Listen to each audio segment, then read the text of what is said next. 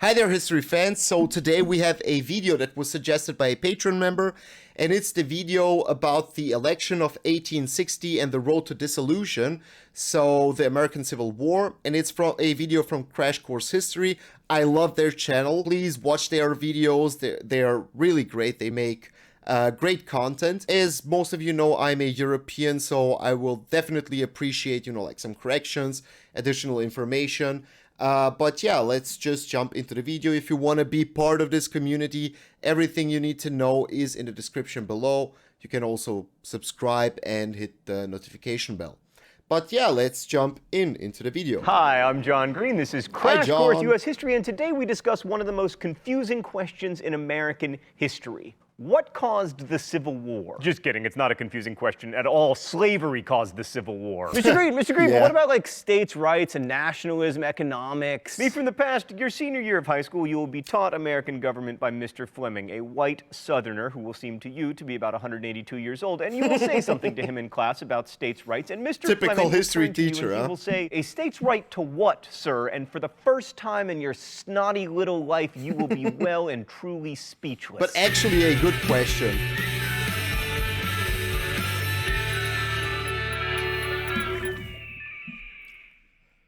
The road to the Civil War. Okay, I'm gonna give my opinions, thoughts, everything I learned, everything I read about this topic. I was never, that much invested into the history of the American Civil War. Everything I read indicates that it was because of slavery. I read a soldier's letter writing to their wives back home. Normal people that fought in the Civil War for the South. They were talking about, superior race, blah, blah, blah, blah, blah. In the constitutions of the different southern states, it was, slavery was mentioned. If we look at the prelude and the elections and everything that's happening prior to the Civil War, everything indicates that the main problem that the US government and the southern states had, the main problem was slavery. If you say state rights was the reason why the southern states wanted out of the Union to preserve their rights, then you ask yourself, like he did at the beginning, what was the problem? It was slavery. They wanted more rights in deciding what's going to happen with slavery inside of their territory. So if you say state rights, it doesn't exclude the other one, which is slavery. War leads to discussions of states' rights to slavery and differing economic systems, specifically whether those economic systems should involve slavery, and the election of Abraham Lincoln, specifically how his election impacted slavery, but none of those things would have been issues without slavery. So let's pick up with the most controversial section of the Compromise of 1850, the Fugitive Slave Law. Now, longtime Crash Course viewers will remember that there was already a Fugitive Slave Law written into the United States Constitution. So what made this one so controversial? Under this new law, any citizen in the Constitution was required to turn in anyone he or she knew to be a slave to authorities, and that made every person in New England into a sheriff, and it also required them to enforce a law they found abhorrent. So they had to be sheriffs, and they didn't even get little gold badges. Thought people can I have a gold badge. Oh.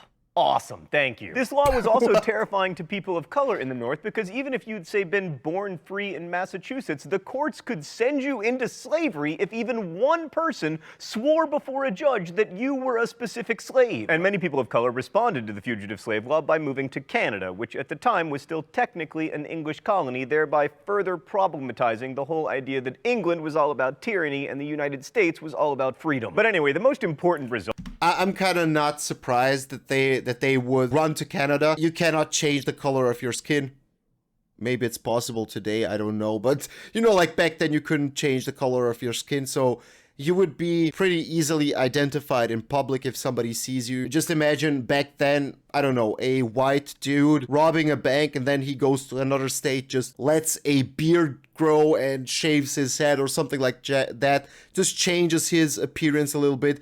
He's practically a new guy, a new man. I'm kind of not surprised that they evacuated or went to Canada. The result of the Fugitive Slave Law was that it convinced some Northerners that the government was in the hands of a sinister slave power. Sadly, slave power was not a heavy metal band or Britney Spears' new single or even a secret cabal of powerful slaves, but rather a conspiracy theory about a secret cabal of pro-slavery congressmen. That conspiracy theory is going to grow in importance, but before we get to that, let us discuss railroads. Underrated in monopoly, Monopoly and I like underrated in the trains. Civil War. Let's go to the thought bubble. Railroads No, made it's not shipping underrated cheaper in and more Monopoly. I efficient always and allowed people to move buy around the that. country quickly. And they had a huge backer, also a tiny backer, in the form of Illinois Congressman Stephen Douglas, who wanted a transcontinental railroad because, one, he felt it would bind the Union together at a time when it could use some binding, and two, he figured it would go through Illinois, which would be good for his home state. But there was a problem. To build a railroad, the territory through which it ran needed to be organized, ideally as states, and if the railroad was going to run through Illinois, then the Kansas and Nebraska territories would need to become state-like, so Douglas pushed forward the Kansas-Nebraska Act in 1854. The Kansas-Nebraska Act formalized the idea of popular sovereignty, which basically meant that white residents of states could decide for themselves whether the state should allow slavery. Douglas felt this was a nice way of avoiding saying whether he favored slavery. Instead, he could just be in favor of letting other people be in favor of it.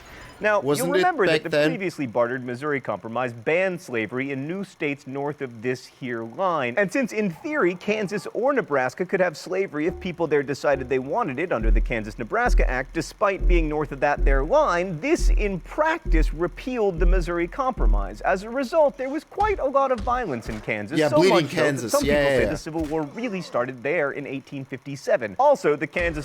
And the US government expanded their territories always in pairs.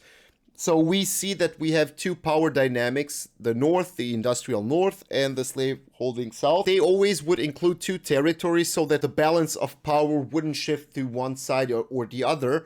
So they would add one pro-North state and one pro-South state. So this was a big problem for the power balance, the Kansas-Nebraska Act. The Nebraska Act led to the creation of a new political party, the Republicans. Les Républicains. Those Republicans. Thanks, Thought Bubble. So Douglas's law helped to create a new coalition party dedicated to stopping the extension of slavery. It was made of former Free Soilers, Northern anti-slavery Whigs, and some know-nothings. It was also a completely sectional party, meaning that it drew supporters almost exclusively from the free states in the North and West, which, you'll remember from like 2 minutes ago, were tied together by common economic interests and the railroad. I'm telling you, don't underestimate railroads. By the way, we are getting them, Dred Scott. And now... But he's right. Don't underestimate railroads or infrastructure in general. With good infrastructure, it's not only goods that travel between cities or territories, it's also the ideas. So the Republicans were in the North, which is industrialized, which has more railroads. People can also travel between more easily, so ideas spread more easily. Let's say also in Rome. Rome did it also to assimilate a big chunk of Europe. They were building new infrastructures, road, and every road leads to Rome. But not only every road leads to Rome, but every road also leads from Rome. So all the ideas of Pax Romana, the Roman law, the Roman common law, everything, gods and everything was also spread from Rome to the different territories in Europe. So the railroad connections and the better infrastructure in the North also helped the Republicans to spread their ideas more efficiently and effectively throughout the North. We return at last to slave power. For many Northerners, the Kansas-Nebraska Act, which repealed the Missouri Compromise, was yet more evidence that Congress was controlled by a sinister slave power group doing the bidding of rich plantation owners, which, as conspiracy theories go, wasn't the most far-fetched. In fact, by 1854, the North was far more populous than the South. It had almost doubled the South's congressional representation, but in spite of this advantage, Congress had just passed a law extending the power of slave states and potentially, because 2 new states meant 4 new senators, making the federal government even more pro-slavery. And to abolitionists, that didn't really seem like democracy. The other reason that many Northerners cared enough about Kansas and Nebraska to abandon their old party loyalties was that having them become slave states was seen as a threat to Northerners' economic self-interest. Remember, the West was seen as a place where individuals, specifically white individuals, could become self-sufficient farmers. As Lincoln wrote, "The whole nation is interested that the best use be made of these territories. We want them to be the homes of free white people. They cannot be to any considerable extent if slavery is planted within them. New free states are places for poor people to go to and better their condition." So the real question was, would these Western territories have big slave-based plantations like happened in Mississippi, or small family farms full of frolicking free white people like happened in Thomas Jefferson's imagination? So the new Republican Party ran its first presidential candidate in The zeitgeist of the time when we talk about Northern Americans, yeah, the abolitionist sentiment was far more bigger in the North than in the South, obviously. But a lot of people think that in the North, all of the people were, like anti-slavery. They wanted more rights and freedoms for the African Americans or black people in the South, and they were against the slaveholders. But actually, as far as I have read, like personal logs, personal messages sent between peoples and soldiers of the Union, it was more of a, as he said, like an economic-based interest where they wanted to preserve the small family farming system, because they feared that if the slave system gets too powerful inside of the United States, that the big slaveholding plantation owners are also going to come to the North and buy up all the small land and expand their power there and put out all the farmers in the North out of business.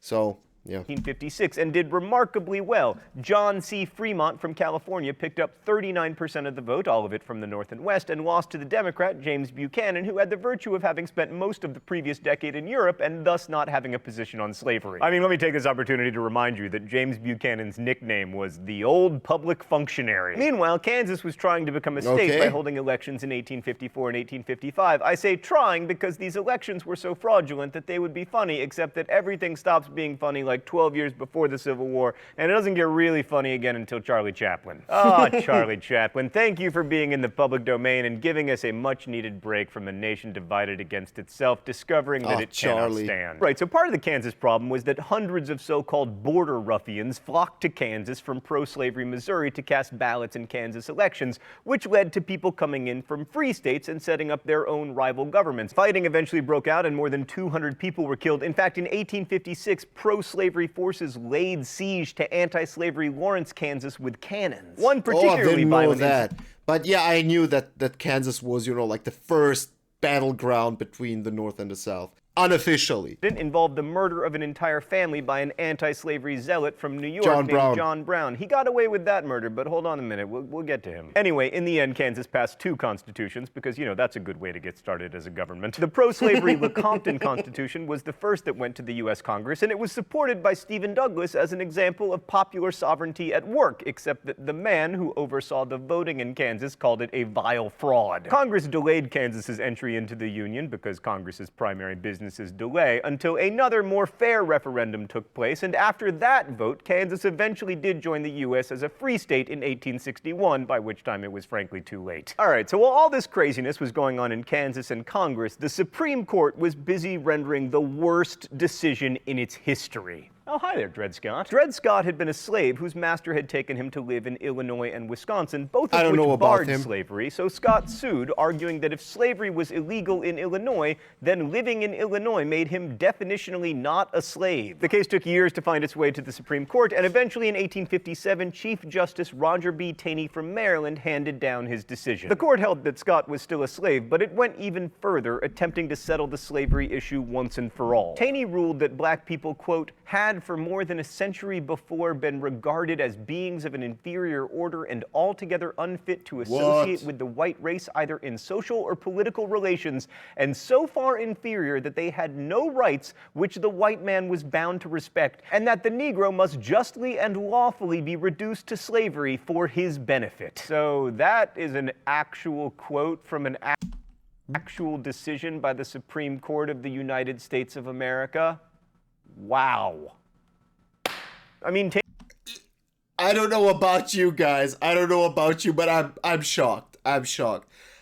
I mean, I know about as I said, about the zeitgeist in the US back then and throughout Europe, but wow, this one. Taney's ruling basically said that all black people anywhere in the United States could be considered property, and that the court was in the business of protecting that property. This meant that a slave owner could take his slaves from Mississippi to Massachusetts and they would still be slaves, which meant that technically there was no such thing as a free state. At least that's how people in the North, especially Republicans, saw it. The Dred Scott decision helped convince even more people that the entire government, Congress, President Buchanan, and and now the Supreme Court were in the hands of the dreaded slave power. Oh, we're going to do the mystery document now? Stan, I am so confident about today's mystery document that I am going to write down my guess right now, and then I'm going to put it in this envelope, and then when I'm right, I want a prize. All I ever get is punishment. I want prizes. Okay, the rules here are simple. I guess the author of the mystery document. I already did that, and then I get rewarded for being right. All right, total confidence. Let's just read this thing, and then I get my reward. I look forward to the days when there shall be a servile insurrection in the South, when the black man shall assert his freedom and wage a war of extermination against his master, when the torch of the incendiary shall light up the towns and cities of the South and blot out the last vestige of slavery. And though I may not mock at their calamity nor laugh when their fear cometh, yet I will hail it as the dawn of a political millennium. I was right, this right sounds here. Like John Guessed Brown. in advance, John Brown. It definitely What? sounds. Stan! Ohio Congressman Joshua Giddings. Seriously, Stan? This sounded really Whatever, like I'm going to John talk Brown. about John Brown anyway. In 1859, John Brown led a disastrous raid on the federal arsenal at Harper's Ferry, hoping to capture guns and then give them to slaves who would But it rise up and failed. use those guns against their masters. But Brown was an awful military commander and not a terribly clear thinker in general, and the raid was an abject failure. Many of the party were killed, and he was captured. He stood trial and was sentenced to death. Thus, he became a martyr to the abolitionist cause, which is probably what he wanted anyway. On the morning of his hanging, he wrote, "I, John Brown, am now quite certain that the crimes of this guilty land will never be purged away but with blood." Well, he was right about that. But in general, any statement that begins, "I, comma, And he's also right, like he is remembered in history. my so. name." Yeah. And so the stage was set He for got one of what the he most wanted. important presidential elections in American history. Dun, dun, dun, dun, dun. In 1860, the Republican Party chose as its candidate Abraham Lincoln, whose hair and upper forehead you can see here. He'd proved his eloquence, if not his electability, in a series of debates with Stephen Douglas when the two were running for the Senate in 1858. Lincoln lost that election, but the debates made him famous, and he could appeal to immigrant voters because he wasn't associated with the know-nothings. The Democrats, on the other hand, were, to use a historian term, a hot mess. The northern wing of the party favored Stephen Douglas, but he was unacceptable to voters in the Deep South, so Southern Democrats nominated John C. Breckinridge of Kentucky,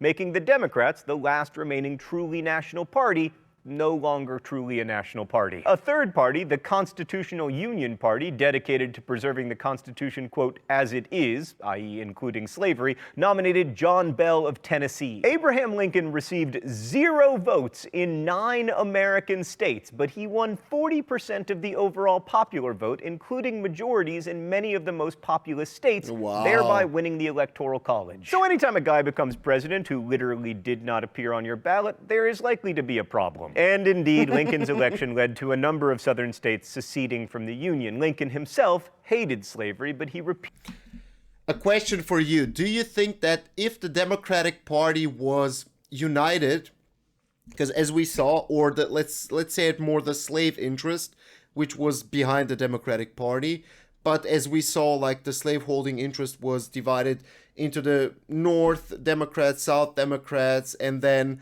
also the, what was it called? The Union Party. So all their votes got divided. But if the slaveholding states or the slaveholders' interest were only behind one party, do you also think that the Republican Party with Abraham Lincoln would have won the electoral college and the electoral college and the presidency? I'm not sure in that. I'm really not sure. But let me know what you think. Do you think that Abe would have won also, like if the Democratic Party would have been united? repeatedly said that he would leave it alone in the states where it existed.